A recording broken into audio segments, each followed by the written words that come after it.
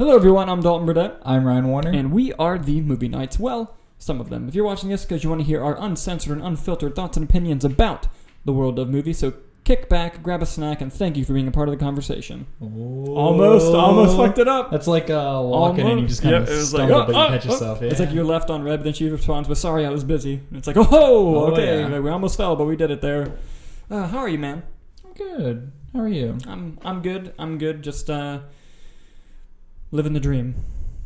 Means I want to die. That's all we can do. Yep. But yeah, no. We actually have a lot of interesting things to talk about today. Mm-hmm. We're gonna kind of start off right away here with the DGA awards just happened. Yeah. What is the DGA though? The Directors Guild of America Awards, which is a big boy predictor in the Academy Awards for directing. Like Ben Affleck for Argo. A moment of silence for Daddy. Thank you. No, but yeah, famously Ben Affleck won the DGA award, but then was not even nominated for the Academy Awards. So that was kind of a whack year in which that happened. Mm-hmm. But unsurprisingly, Sam Mendes walked away with the award for Best Director for 1917, Mm-hmm. which I think now staples him as the clear frontrunner to win that Academy Award. And you would think. You still think it's going to be Quentin? There's going to be a major snub in one of the categories. If I had to put money on it, it's going to be this one. Because honestly, I don't see one movie getting snubbed over the other for Best Picture. Because I think we talked about this last week. Yeah. But I would be happy with any one of the 9 winning. I think Ford v Ferrari is the weakest of the 9, but I still thoroughly enjoyed it. Yeah, no, I also agree that I'd be happy if any of those 9 films won Best Picture, and also I wouldn't be like completely mouth open shocked if Quentin won, but I don't think they're going to give it to him just because even the Academy members know that's not his like top tier movie. Neither was The Departed. Yeah, but that's a whole different thing. How? He's been directing movies for like 50 years. Quentin's only been doing it since the 90s. But it's like 30. Still, it's same, but different. You know? Same, but different for those who know sign language. I don't know. I mean, Quentin could win it, but Yeah. I don't know. But by the way, next week, a week from today, we will be announcing our official predictions for the Oscar winners. And we do it a little bit differently. We have a game set up, which we'll go into explaining it next time we're here. It's a very fun game. Nick won last year, and it was the first time I ever lost in my life because the Olivia Colman thing. Which I am still incredibly happy. I'm happy about, but that was the only category where Nick like had the upper hand there. And he ended up winning because of it. So, it's on. Hey, you know what? A win's a win. A win's a win. Hey, no, he won fair and square. Listen, I've only been a part of this group for about a year and a half now. Almost 2 years? 2 years? 2 years. Maybe? I don't know. But that was my first time with the Oscars. All I know is Nick is undefeated at this. That is all I know. Yes. In terms of like the movie nights Oscar parties, yes. But yeah, I think we are going to film it. The more I think about it, I mean, it'll be a shitty like one wide angle with everyone just going. But I mean, I think we can do it. It'd be a lot of fun. Make some space, in our massive studio that we have. My apartment. Yeah, no, it's not massive. But yeah, no, it'll be a lot of fun, and next week's going to be a lot of fun. But going off of the DGA awards, yes, there was something else that I wanted to talk about. Speaking of Quentin Tarantino, did you see the news about his Bounty Law episodes? I did. I found that very fascinating. So explain to the good people what's going on and give us your thoughts and opinions on that. So as Tarantino does with every single one of his movies, characters, and scripts, he treats it as if they were real people, so much so that whenever actors come onto the set ready to shoot, Tarantino hands them a pamphlet full of their character's life, when they were born, where they grew up, what movies they like, kind of music they like. Basically, he creates a whole character for these people. When he did that for Once Upon a Time in Hollywood, he took it a little bit further than what he would usually do. He ended up writing 5 episodes of Bounty Law. I believe it's 5 episodes of Bounty Law, the show that Rick Dalton got his stardom. What's the word I'm looking for? That he became famous. Like his staple. Yes, his staple was in Bounty Law. And Tarantino ended up writing 5 episodes, or he plans on writing 5 episodes for it. And he wants to make like a little TV mini-series out of that. He wants to write and direct all 5 episodes. And I think that would be a lot of fun to do. Not only for him, but for anyone involved. And of course, it'd be fun to watch. I don't know where they would plan on either streaming it or like what television network would want it. But I'm sure someone out there would want it. But that'd be a lot of fun. I hope this goes through because I would thoroughly enjoy this. I love the Rick Dalton character, and the little snippets that we got in the movie of Bounty Law with Rick Dalton. I thought those were a lot of fun. Kind of lore behind the TV show. But that's kind of my quick thoughts on it. Do you have any thoughts and opinions on it? Because I'm looking forward to it if it does happen. No, I'm looking forward to it too. What I'm curious about is is it solely just going to be like the Bounty Law episodes, or is it going to be like Once Upon a Time in Hollywood, where they'll do like maybe one episode is an episode of Bounty Law, and then the next episode is like Rick Dalton on set about like making the episode, and then the next one's going to be like, oh, this is the actual fictitious episode. Like, I don't know how it's going to be broken up. Yeah. And Sony, from what I understand, distributed Once Upon a Time in Hollywood. Yes. So I don't know what TV stations they own, but you know, whatever deal they work out, I think is where we'll see that show air in terms of where it could be. But no, I think it's really interesting, and I think it's just Tarantino having fun. Yeah. And you know, he says like he's going to make 10 films and be done. I don't buy that shit for a second. I think he's going to be involved. I mean, we'll see. I mean, I don't want to be like, oh, he's only doing 10 because, you know, fucking... Yeah. But like, I think he'll do 10 and then stop for a little.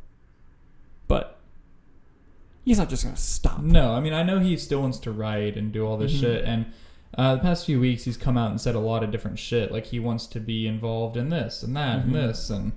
He still wants to be involved, but as far as like him only doing 10, I think it's more so like a directing side. I think writing and directing his own project. Yeah. Even then, I don't buy it. I mean, he has a family to raise. I believe that he believes that. I believe that he believes he'll only do 10. But you think he's gonna get you think he's just gonna get sick of just kind of... No, I don't think he's gonna get sick of not... I just think he's gonna have a story he really wants to tell, and he's like, I can't sit on it, and he's gonna do... Like, it's in his blood. Yeah. Like, he's gonna make another that's movie. how all his movies are. Just like and just like any great filmmaker, just like it's not... They're not doing it because they want money. They're doing it because it's like that's what they were like. They feel like they have to do, and I think that absolutely applies to Quentin Tarantino.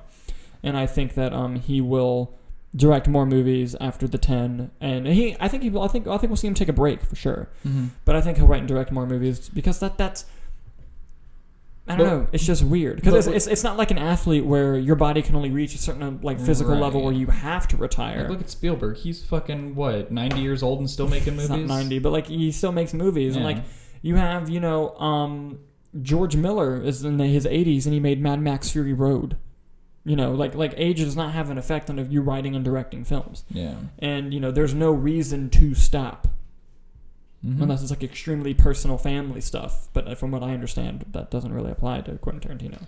I mean, he has a little girl on the way, I believe, or just born recently in the past year. I think maybe on the way. But but it's, you know, but I see him stopping for a little bit, but he'll do 11, and it'll be a really funny ad campaign. But yeah, I'd like to see him do a fucked up horror movie. I would love to see him do a straight horror movie. I would love to see him do a straight comedy movie. Yeah, just for shits and giggles. That'd be really amazing. Yeah, I mean, ultimately we'll have to see. I mean, but like, each of his movies have like where he took time off, and then he's like, I want to make a movie, and then this project happens. So when you say he's going to take time off, do you think it's going to be long? Because the last movie, this one came out in 2019. The last one was 2015, Hateful Eight. So you think it's going to be like 4 years, and then he's like, all right, I'm ready? No, I think it might be like 10. It might be like a 10-year wait. 10 years? Yeah. Fuck, okay. But like he'll do more. Yeah, I agree. But I think he thinks he's done until he isn't. So it'll be interesting to see. If he actually sticks to his guns and does 10, I'll be thoroughly shocked. Yeah. Like, I'll be like, wow, he and by wasn't 10, kidding. You mean just directing his own 10 Because I think he will, in the meantime, just write scripts, sell them. I mean, he's said, like... I could even see him directing some TV. He's done an episode of ER or something. Yeah. So. No, I think it'd be interesting. Yeah, it'd be a lot of fun. But yeah, no. But yeah. What else you got on the slate, though? Something I want to talk about. This is kind of old news, but it's just I'm very fascinated by movies that were supposed to happen and then never happened. Mm-hmm. It's just a really fascinating thing to me. There's actually a really great documentary directed by the late, great John Schnepp called The Death of Superman Lives, What Happened. And it's all about the Nicolas Cage Superman movie that was supposed to happen. It talks about all the screenwriters that were on the project, talks about all the drama I went through, like even has footage of like the costume tests, the concept art, has all this stuff. Like this movie was supposed to happen and then it just never did. Kind of like Avatar 2. Yeah. Jesus Christ. Won't believe it till we're sitting in the theater. Yeah. But something that I wanted to talk about was when Lucasfilm announced that they were going to be making new Star Wars films under Disney. They had hired JJ to do Episode 7, Ryan Johnson to do Episode 8, and Colin Trevorrow of Jurassic World fame to do Episode 9. Mm-hmm. Colin Trevorrow also directed a great independent film called Safety Not Guaranteed. But and they all had to work on various, like during stages of each production. Like Ryan Johnson was sent dailies of Force Awakens while he was writing and like in pre-production on his, just so that they could all try to be on the same page, even though we know how that worked out. But in terms of being on the same page. But Colin Trevorrow's Episode 9, a lot more information has come out about it, and I'm fascinated by things that could have been. And from what I understand, a lot of what is being revealed is legit. And it was first scooped by Robert Meyer Burnett, and he got his hands on a version of the script that Colin Trevorrow and his writing partner Derek Connolly wrote. And basically, the script, while the actual script is not online, the breakdown and plot points of the script with concept art of said points leaked online. And Colin Trevorrow did confirm that the concept art was real, and he confirmed the title of the film. And it was going to be called Star Wars Episode 9, Duel of the Fates, which is a fucking awesome title. Yeah. Like, oh my god, what a great Definitely title. play on the famous song. Yeah. And then you have Duel of the Fates, Rey's fate and Kylo Ren's fate. Yeah. And it's a fascinating title. Yeah, it was a good title. And while there are some minor similarities with Rise of Skywalker, which is why him and Derek Connolly still got story credit on that movie, a lot of it is vastly different. And I read various reports, and I watched Robert Myers Burnett, like 2.5 hour long video talking about it. And so I'm not going to get all the points, but I will get points from memory. So if I forget something or if I missay something, please let me know in the comments below. So basically, right off the bat, one of the big differences, and I'll pull up the opening crawl because I know that they have that, like the entire opening crawl. But one of the differences is Rose has a lot more to do. Oh, God, fucking damn it. I thought she was a fine character. So Rose and Finn they're still like a will they, won't they? And they are on a mission and they're undercover, and they go and they actually hijack a Star Destroyer. And Poe might be there too, which is just an awesome idea. And Rey eventually shows up. She disguises herself as a Tusken Raider, but you don't know that it's her. And then she reveals, kind of like Leia in Return of the Jedi, reveals that it's her. And she has a double-bladed blue lightsaber. Part of Anakin's half that got broken in Last Jedi, and the other half is her staff. So it's like a huge-ass lightsaber, and it's part staff, part lightsaber. The last time we saw that was with Darth Maul. Yep, and there was concept art for that. Yeah. And it looked pretty awesome. I'm going to pull up the opening crawl. But another cool thing was at one point in the film, basically in the opening crawl, which I'll pull up, it talks about how all communication has been cut off from like the Resistance and every other like system. So they're trying to get help, but they have no way of communicating. So they have to find out like if there's like a beacon that they can go to send a message of help to the rest of the galaxy. And they find out that the First Order has taken over a planet that has a beacon like that, and the planet is Coruscant from the prequel trilogy. Which one was Coruscant? The one that all the Jedi lived on, where the Jedi Temple was, like the main planet. Oh, shit. And it's all in ruins now, but the First Order's taken it over, and they have like a beacon that they can communicate. Yeah. So Leia and BB-8 and R2-D2 and 3PO all, and I'm getting some of the people wrong, I know, but I know Leia and BB-8 for sure go to Coruscant in disguise to try and sneak their way into the message area to ask for help. And basically, once they get there, Leia does the exact same thing from A New Hope, and it's the exact same speech when she asks Obi-Wan for help. But instead of saying, help me, Obi-Wan Kenobi, you're my only hope, she just says, help me, whoever's hearing this, you're our last hope. And it cuts to various places around the galaxy of people turning, and the message shows up. And one of the places it goes to one of the bounty hunters from Empire Strikes Back and watches it. And then it also goes to the Broom Kid from Last Jedi in his little area, and the message pops up there. And which I thought was really cool. And that's what sort of like was the Lando moment in Rise of Skywalker. And Lando's also in this script. She actually goes to Lando to find out where the beacon is. Yeah. And he then tells him to round up the smugglers to help out also. Okay. And also while that's going on, Finn kills a stormtrooper, and while the stormtrooper's dying, it takes its mask off and like dies like a really slow, miserable death. And Finn has this moment of like, oh my god, like I used to be one of these people, and they were kids who were brainwashed. So he refuses to kill any stormtroopers for the rest of the movie. And at one point, him and Rose rally up a whole team of stormtroopers, convince them to quit and join the resistance. And apparently in the final battle, like a hill of former stormtroopers come over with Finn leading them into the battle against the First Order, which would have been fucking cool for Finn's character. They would have actually... Stormtroopers versus stormtroopers. Yes. Interesting how you could lead an army of people you once were against an army of people you once were. Yeah. It would have been cool for Finn's character. It would have been interesting to see how they would have been able to pull that off. Because his character doesn't really have like a satisfying... Ray! Yeah, Ray! God, what a wasted character. Yeah. Also, this is the opening crawl that I said I was going to bring up. Yep. The iron grip of the First Order has spread to the furthest reaches of the galaxy. Only a few scattered planets remain unoccupied. Traitorous acts are punishable by death. Determined to suffocate a growing unrest, Supreme Leader Kylo Ren has silenced all communication between neighboring systems. Led by General Leia Organa, the Resistance has planned a secret mission to prevent annihilation and forge a path to freedom. Which leads us to Kylo Ren and what he's doing in this movie, which is kind of interesting. Kylo Ren is sort of like what he's doing in the beginning of Rise of Skywalker, where he's just kind of going rogue and staying away from the First Order, and Hux has been promoted. Yep. Hux is Chancellor now. Yes. Okay. And so Hux is running things while Kylo Ren is off. With the Knights of Ren, I'm assuming? No, I think it might just be him. I don't know. Maybe the Knights of Ren. I don't exactly remember that detail. It'd be cool if he brought in Knights of Ren and actually did something with them. And basically, he's just going around trying to find out things, kind of like in The Rise of Skywalker, but instead of finding the Emperor, he does find a Sith holocron, and they actually call it a holocron and not a wayfinder. And it's a holocron, and in the Star Wars universe, they contain messages. And he gets it working, and it's Emperor Palpatine. But it was Palpatine leaving a message for Darth Vader that Darth Vader was supposed to get after Return of the Jedi.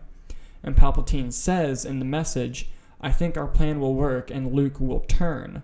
However, in case he doesn't, and he kills me, I need you to do something, Lord Vader. I need you to go to this planet. And it wasn't called Exegol, but it was like similar to Exegol. Because then you're going to find...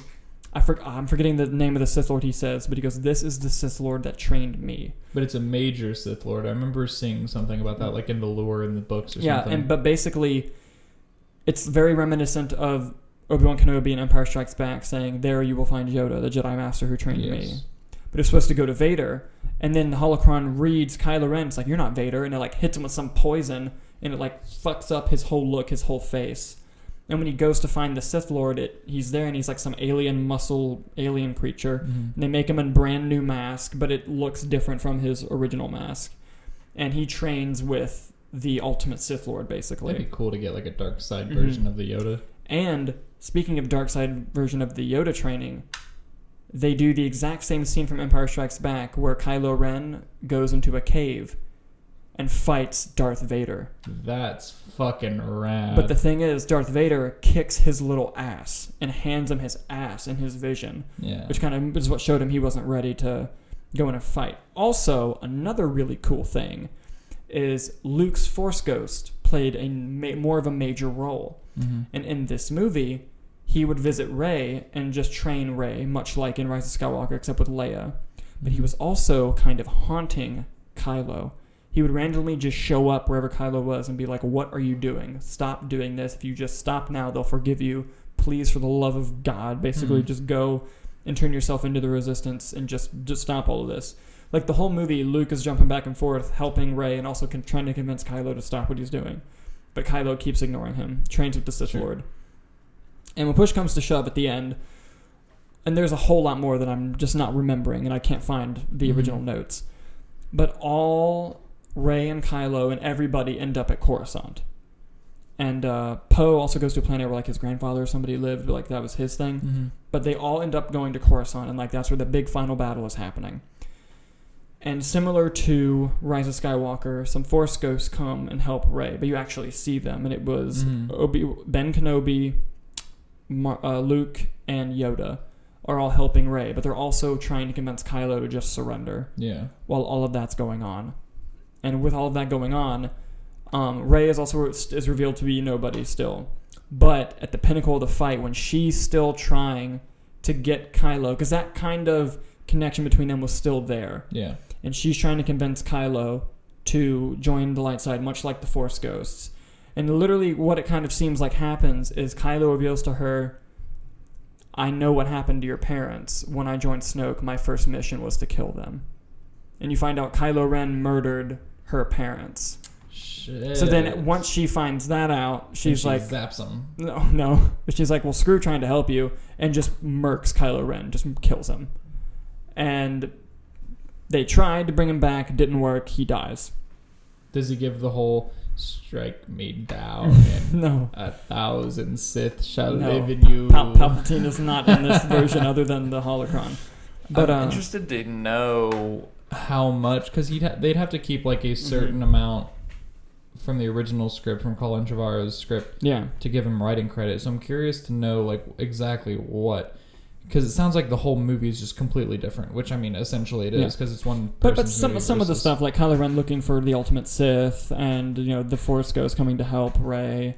Yeah. And I'm sure there's more in the actual script that was more similar. And like Robert Meyer Burnett's video, which I highly recommend everyone going to check out, where he talks about it, he actually has like lines of dialogue that he's like, these are just interactions I thought were really good, and he like reads them off. And but yeah, no, I'm just fascinated by alternate movie history. And look, there's no way of knowing that this movie would have been better than what we got or worse than what we got. Sure, if we get our hands on the script, we can make it like a low budget one. God. No, but the thing is, because like some people, and like I want to be the person that's like, oh, this movie would have been so much better, blah, blah, blah. Like I want to be that person, but realistically, we've read great scripts to movies that turned out shit. And we've read scripts to movies that turned out great with a great director. So it's all about just how it would have been executed, and we don't know if it would have been better, but it would have been interesting to see. And I'm just fascinated by alternate movie history. We could do an entire episode on alternate movie history.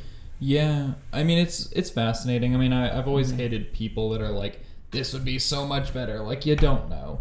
Like I'm just going to use this as an example. 1917, if you read that script, which I have not read that script, but if you read the script, it's going to be vastly different than watching the movie. Because watching the movie, it builds intensity through visuals, and you can't get the visuals from reading. I mean, sure, you can imagine it, but like reading the Star Wars script, the Duel of the Fates script, you read it and you're like, oh, this is how I would do it. But that's not how Colin Trevorrow would do it. That's not how Lucasfilm would do it. It's not how Kathleen Kennedy would want it to happen. So, I mean, clearly it's not how she wanted it to happen. But, it's just like, it's fascinating. Personally, I'm happy with what we got.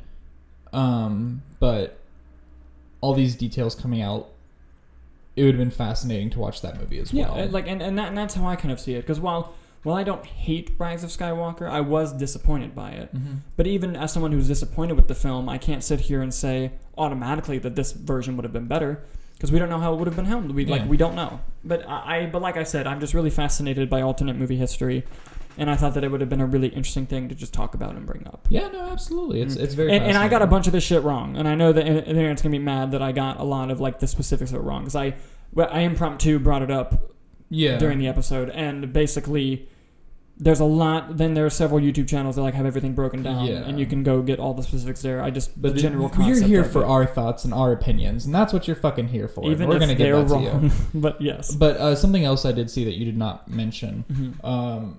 apparently R2-D2 was in a firefight and got hit. Mm-hmm. He wasn't killed, which Mm-hmm. a lot of people thought he was killed. Mm-hmm. But Colin Trevorrow was like, no, he got hit like everyone else would, you know? Yeah, but the concept art broke my heart because it's 3PO like laying on him, and you would have had like that sad ass speech of like R2, no. Yeah. But yeah. Very fascinating. Very, very cool stuff. I'd be interested to see. We might have to do an episode on that. Just like look up some movies that almost happened but didn't quite, like the Superman one, Duel of the Fates. Just for 2 examples. The Men in Black 21 Jump Street crossover movie that was supposed to happen. Fuck yeah. Like, totally forgot just about I'm that. really fascinated by movies that almost happened. New Mutants. It comes out in April. I'll fucking believe it once I watch the end credits roll. True. So the last thing we're going to do before we end the show is we're going to talk about movies that came out in 2005, which we've been doing from 2000, 2001, 2, blah, blah, blah. Now we're at 2005. And 2005 had a lot of movies that I really liked coming out.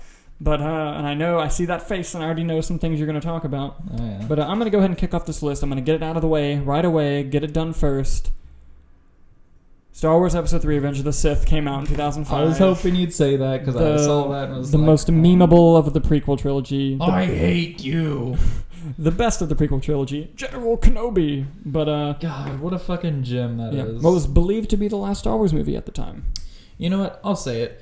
The prequel trilogy should have started with like that, or like somewhere around that timeline. It should have been Episode 1, and then Episode 2 and 3 should have like dive deeper into like Anakin turning and like that would have been. But again, that's like an alternate. Yeah, and that's the thing. Like we could have maybe written a great script, but then the movie could have been more shit than what we got. Exactly. Because fucking what do we know? What if the Attack of the Clones script is the best goddamn script you've ever read? I highly doubt it, but you never know. Yeah, big boomers. Oh my god damn it. There was another movie on here that I thoroughly love. I watch it every year, and every single English friend I have, I always wish them a Happy Guy Fawkes Day, which is V for Vendetta. Yes. I believe it was a graphic novel or some sort of comic book adaptation. It has Hugo Weaving, that's his name. Phenomenal movie. I absolutely love this movie so much. I love the history of Guy Fawkes, what he tried to do. It's just a fascinating story, and like I said, I watch this movie every year on November 5th. I always wish any Englishmen that I know or Englishwoman that I know a Happy Guy Fawkes Day. Just, because it's a fun little holiday that really no one knows about. Holiday, yes. Guess what else came out in 2005? Batman Begins. The Christopher Nolan. Oh my Batman god, did that movies. really come out in 2005? Yes. Shit. Yes, I love Batman Begins. I think it's a fantastic film. 15 years ago. The Dark Knight trilogy started 15 years ago. Oh shit. Yeah, I think it's the second best of the trilogy, and but what people don't realize about that movie is that it was literally a risk because the Batman movie before this was Batman and Robin, so like.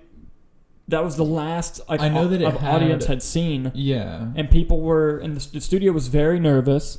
So much so that they had a working title for it for a long time. I can't remember what it was. I think it was Intimidation Game, actually.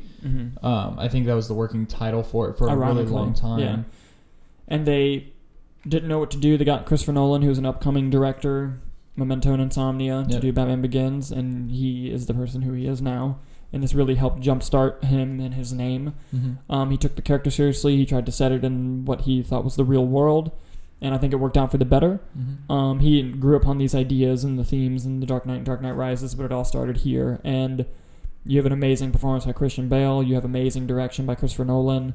They made him like almost a horror figure to criminals at night, which was very fascinating and interesting. And, Michael Caine is Alfred. You can go on and on about how great and iconic this movie was. Oh, yeah. But I like that it took its time to tell the story, and the story felt natural to the character and to the origin of Batman. Oh, yeah, absolutely. But yeah.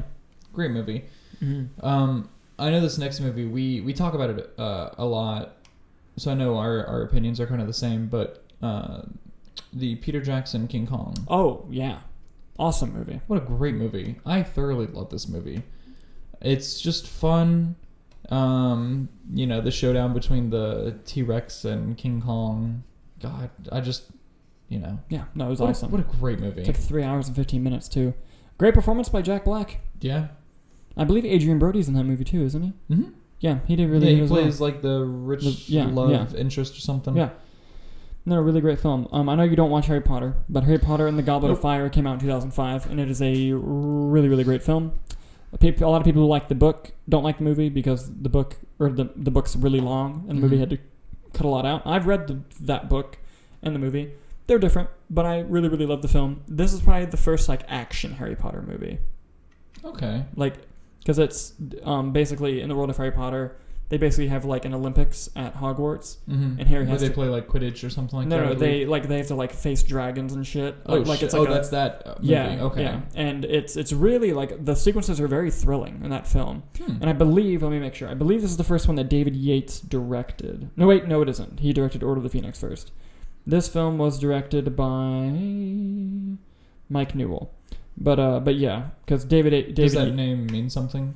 I don't remember at the moment, but when David Yates started 5, he directed the rest of them and Fantastic Beasts 1 and 2. Oh shit! So once he came on, he stayed. Okay. But yeah, no, and there was another one-off director. But Harry Potter and Goblet of Fire is a pretty solid movie. Yeah. So this next movie, our generation grew up watching. Kind of, it got me into superheroes, but Sky High. Oh, dude, I love Sky High. It's funny because 2 years ago, I want to say was the last time I watched it. And I was watching it. It was 1, 2 in the morning. You know how late at night you kind of get stupid and you know what I mean? You just get in that weird state of mind. Yeah. I was watching it, and Bruce Campbell came on. Yeah, Bruce Campbell's in the movie. Lost my shit. I had no idea. I totally forgot that he was in the movie. Yeah, the gym coach. Yeah, Coach Boomer, I believe his name is. But my God, that got my interest into superheroes. What a fun little movie. I love Sky High. Kurt Russell. Yes. So good. Such a fun little movie. Yeah. A hidden gem. Oh yeah. Sin City also came out in 2005. Haven't seen it. I've seen it once. Very good. I need to watch it again. But that's what I got a huge crush on Jessica Alba from Fantastic Four. Yes. And I heard that she was in Which this. also came out that year. Yes. 2005. Yes, it did. And I heard that she was in this movie. So I watched it at a friend's house because I wasn't allowed to watch it. Ooh. And yeah. Yeah, it's funny because stylistically very cool. Yeah. I really like Robert Rodriguez. You know, Spy Kids. Who the fuck doesn't know that? You know. Yeah. But I like his El Mariachi, his more of his movies. So it's a movie I've been meaning to watch. I know that Tarantino actually directed a scene. Yes, and Robert Rodriguez quit the DGA so that Frank Miller could be a co-director on the film. Really? Good for him. Yes. What a nice guy. Something else coming out in 2005 was the very, very first Chronicles of Narnia movie. I know I've seen it, but I couldn't tell you anything about it other than Liam Neeson's The thing is, Lion. I've seen it, and then later in my life, I became a James McAvoy fan, with Wanted and X-Men. Sure. And all that. And then I went back and rewatched Lion, Witch, and the Wardrobe, no. and totally forgot that he was Mr. Tumnus, the satyr. Yeah. Had no idea, and I freaked out for a second. That's I your was Coach Boomer moment? yeah, I was what the fuck is that, James McAvoy? Huh. And yeah, that one fucked me up. But yeah, no, for a while people thought that was going to be the dominant franchise because it was people really excited when that movie came out, and it's a good fun movie. The franchise kind of died off, but yeah, I think Netflix is going to do a series of it. I saw it came up in the news the other day for me. I personally really enjoy this movie. I know you don't really like it, but Charlie and the Chocolate Factory, the Tim Burton one, I think that's a lot of fun. You know, that movie has a lot of fans, and if you like that movie, that's great. It's either you like it or you love it, or you hate it. I think it's trash. I think it's hot trash, but dude, film is subjective. Honestly, I am a huge Johnny Depp fan. I was introduced to him through Pirates of the Caribbean as Jack Sparrow. And yes, I know the argument. He plays Jack Sparrow in every movie, which I could see that.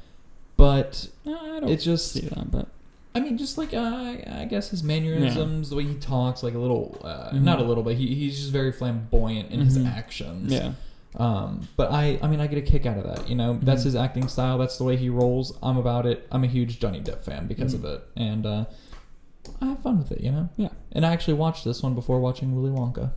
Really? Yep. This was my introduction to that. Gotcha. Yeah, and I can see it having a special place in your heart. I saw Willy Wonka when I was really, really young. And when I saw this one, I was just what the fuck Oh, like it's whack. Fucking weird. And but I can never get over it. And I've tried to rewatch it and like clear my head of like the old one and just like let's just watch it again. Then I get like 30 minutes into it and I'm like, I can't do it. Yeah. I mean, I've seen the whole movie a few times, but it has its moments that I like, but overall, it's just like, never did it for me. Yeah. Something else that came out in 2005 was the remake of The Longest Yard. And that movie is one hysterical. of the few Adam Sandler movies that I fucking love. Yes, very, very funny. I love this movie, but it's been a while since I've watched it. Mr. and Mrs. Smith. Oh, that movie's fun as hell. Like, this married couple, which at the time they were married, Brad Pitt and Angelina Jolie. Were they married? I thought that's how they met. Oh, it could be. Well, fucking whatever. They were together. But, you know, I just remember them having great chemistry. I remember it being fun as hell, them trying to kill each other, and like just a fun little stupid spy movie, you know? It's great. There is another movie that came out this year that was, I believe this man's done a lot of big stuff too. Oh my god, he has. It's a movie called Be Cool. I've heard of this movie. You've talked about this movie, but I talk about this movie a lot with everybody because it's words I live by. Directed by F. Gary Gray. Oh, F. Gary Gray made that movie? Yeah. I did not know he made that movie. Yeah. He's a fantastic filmmaker. Fantastic. And he made this, and it has a bunch of people. Not Matthew Vaughn, fucking Vince Vaughn, John Travolta, Uma Thurman, The Wolf, Harvey Keitel, it looks like. Wow. Dwayne Johnson. Like, it's a stacked cast, and no one knows about it. But, you know, the whole premise is... John Travolta, I believe, was a movie producer, but now he wants to jump ship and go into music, producing music, and he just lives by the words "be cool," and you know, it's just like it's how I live my life. Be cool, like don't. Yeah, it's very hard to find. If you can find it, watch it. You will not be disappointed. Okay. Here's one for you. Walk the Line. Came out in 2005. Oh my god, if you know me, you know I love Johnny Cash. And there's a funny story behind this movie too, because me and Dalton lived together for a year, and I would always talk about Johnny Cash, always listen to Johnny Cash. I have like a shirt or two of him, and I love Joaquin Phoenix. So naturally, you'd be like, "Oh, have you seen Walk the Line?" I tried to get him for over a year to watch Walk the Line, and for some fucking reason, even though he loves everything that involves that movie, he just wouldn't watch it. Yep. And it pissed me off to the point where I went out to Best Buy, bought Walk the Line, and just took it into his room. And I was like, here, you have it now. Now, just watch it. And I watched it that night, and I was not disappointed. Probably one of the best movies I've ever seen. Yes, great movie. James Mangold is the shit. Oh, yeah. I want to talk about a movie that a lot of people hate, but I actually thoroughly enjoy. Okay. And that's Steven Spielberg's version of War of the Worlds. Is that Tom Cruise? Yes. Okay. And Dakota Fanning. Okay. I really like that film. I hate the storyline with the teenage son. I do. I'll give that horrible storyline. Everything else about the movie I thoroughly enjoy. It's filmed very well. It's very intense. The suspense in that movie is extremely well done. It has that ridiculous fucking shot of the camera going through the car windows and wrapping around while it's driving, and I'm just like, how the fuck? And it's really, really fascinating and interesting take on that tale, I thought. Yeah. I think I might be in the minority on that because I know a lot of people who genuinely dislike that film. But I know that's like one of his weaker ones. Yeah, it's considered one of his weaker ones, but I thoroughly enjoy Spielberg's War of the Worlds. Okay. If I come across it, I'll find it. This is a movie that every time I talk to movie fans, no one has ever seen this movie, and it really upsets me because it's a lot of fun. It's Sahara with Matthew McConaughey. Nope. And Penelope Cruz, Rainn Wilson. What a fun adventure movie, dude. Really? It is a lot of fun. It's based off of a book, and actually my dad loves that author and like reads all his stuff. So naturally he was watching it and I watched it, and it's a lot of fun. Every time I find it, I always watch it. It is just a fun adventure movie. Fascinating. Yeah, and it has Matthew McConaughey, and what's not to love about McConaughey? You know, he is the man. Yeah. Wedding Crashers came out in 2005. You've ever seen Wedding Crashers? Nope. You've listed two movies that I have not seen: War of the Worlds and Wedding Crashers. I'd say 2005 so far is going good. Wedding Crashers is a very, very, very funny comedy. Okay. It's literally just Owen Wilson and Vince Vaughn, and they get women by randomly showing up at weddings and creating backstories for themselves and sleeping with one of the bridesmaids or like just one of the lonely people, and that's just what they do. Yeah. And they slowly just realize like, wow, we're horrible people and we hate our lives, and it's just about them coping with the kind of people that they are. That and Vince Vaughn starts dating a crazy woman, and it's so funny. Played by an actress I really love, and I'm forgetting her name. It's gonna bother me. I'm gonna look it up. But she's a phenomenal actress, and I'm losing what her name was. Isla Fisher, amazing actress, and she's so good in this movie. That name sounds really familiar. Has she been in anything recently? Yes, she was in. I'll pull her up again because I also forget what she was in recently. Might have been that really bad movie, Keeping Up with the Joneses. That might have been it. She blonde? No, she's a redhead. Tag. She was in Tag. She was in Tag. That was it. Yeah, Yes. she was like the crazy wife. Yes. God damn. That's a good pull. Good pull. Thanks. Man, I love Wedding Crashers. Another movie I want to bring up because it's a movie I admit that I have not seen. Wow. And I hate myself because Shane Black made it, and apparently it's an incredible film, and it's called Kiss Kiss Bang Bang. I also have not seen this. Robert Downey Jr., Val Kilmer. I hear it is like the better, and I love The Nice Guys. I've heard that it's like the better original version of The Nice Guys. Interesting. Okay. And I really, really want to watch this movie. I hate that I haven't seen it, but I'd be remiss if I didn't bring it up because I know in the film fan community how that movie is seen as excellent. Oh. Yeah, very, very... You want to talk about nostalgia? Yeah. The Pacifier with Vin Diesel came out in 2005. Dude, I was at work and this movie was just playing in the background. Mm-hmm. I totally forgot this movie even existed. What just a stupid fun movie. Yes. The Pacifier? Yeah. I mean, I haven't sat down and watched it in a long time, but like as a kid, I remember enjoying it. No, because I remember, this is an oddly specific story, but Max Thierrett plays the older teenager, and I was watching Bates Motel when it was airing, and he shows up, and the whole time I was watching the episode he was in, I was like, where the fuck have I seen this actor from? Mm-hmm. And then right as the credits started, I was like, The Pacifier! And then I like was so proud of myself for like remembering that's where I saw him from. Yeah, but that's a deep pull. Yeah, holy shit. Yeah. Also, The 40-Year-Old Virgin came out in 2005, and that movie is... that is honestly one of the funniest comedies ever made. Yeah? One of the best comedies. It is hysterical, and just as a character piece, it's really, really great. Interesting. There's a great comedic ensemble in there, led brilliantly by Steve Carell. Yeah. Oh, and really quick, and then I promise I'll let you take some. Yeah, no, you're good. I'm enjoying this. A movie came out in 2005 that admittedly is not a great film, but it has fucked me up in one aspect of my life forever. It's an Eli Roth film called Hostel. Oh. And because of this film, I will never, ever, in my life, stay in a hostel. As unreasonable as that may seem, I have been planning European vacations where I have canceled going because the only thing available to stay in was a hostel. And no matter how much my friends or people try to convince me, I don't care who I'm with. Shit. I'm not doing it. Yeah. And like Eli Roth, he's done that a few times. Even in movies that are really bad. Like Death Wish. Movie was horrible. The remake of Death Wish. But I will never do valet parking. Well, I'll do valet parking, but I'll never get a car that has a GPS in the car. Because how they find Bruce Willis's house is a valet driver clicks home on the GPS and then takes a picture of it. And that scared the fuck out of me. I was like, oh my God. Like, I never even thought about you doing that. It's like Eli Roth he likes to tap into my nerves and just be like, nope, you're not going to do this. You're the rest of your life. So yeah, no, Hostel, fuck that noise. Yeah. Just add the movie. Fuck that noise, the movie. Yeah. One of the greatest sports movie of all time came out in 2005, starring Samuel L. Jackson. Coach Carter. Yep. So I ruined it. No, you're fine. One of the greatest, most inspirational movies of all time. During this time, whenever I watched it, I was like really big into basketball, and this just really